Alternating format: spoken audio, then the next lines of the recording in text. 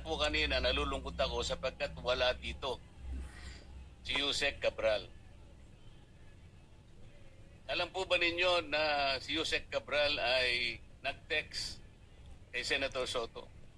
Opo, nakita ko po yung privilege speech po ni Senator Lacson na pinakita yung text message. Concentrate po tayo sa text niya kay Senator Soto. Yung po'y ginawa niya nung kami po ay ma-proclaim bilang senador. Tinanong po ba niyo siya kung bakit niya ginawa yun? Opo, tinanong ko po siya. In fact, nung una ko pong siyang tinanong, sinabi po niya wala siyang communication kay Senator Soto. Na hindi totoo. Well, clearly po, hindi po totoo dahil lumabas po yung text message at kinonfront ko po siya ulit at nagpaliwanag po siya na sinasabi po niya, siya po daw ay nagtatanong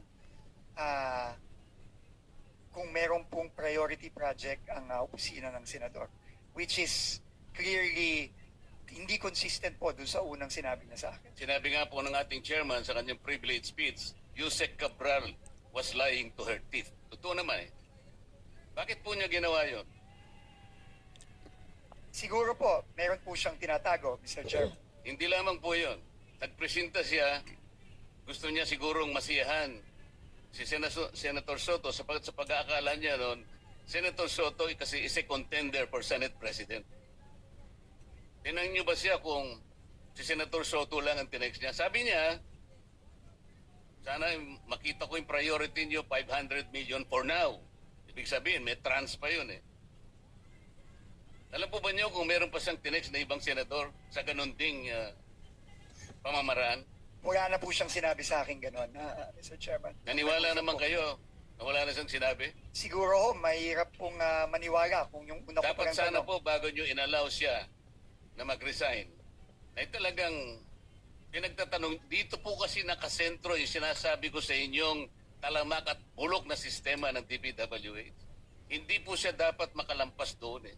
Sayang po. Pero sa mga susunod sanang pagkakataon, kailangan nakaharap siya rito dahil iisa-isahin ko sa kanya para po makita rin ninyo bilang kayo po ay bagong pinuno ng DPWH.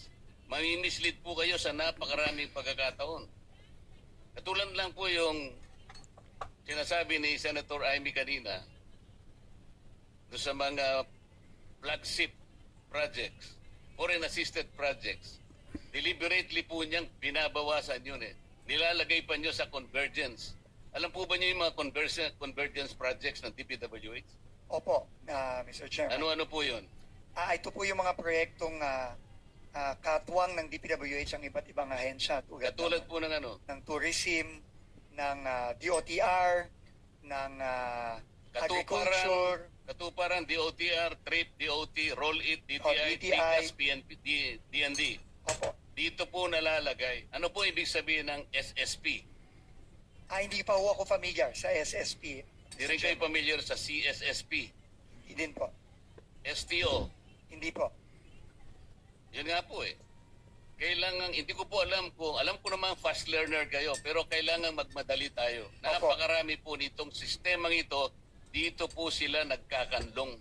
Hanggat hindi po ito yung binusisi natin at ang gusto po natin, ipahuli natin na lahat ng contractors, ipakulong po natin lahat ng 15 contractors, hindi po natin maayos ito. Hanggat Senator hindi Marcoleta, naayos yung kindly sistema. wrap up because you have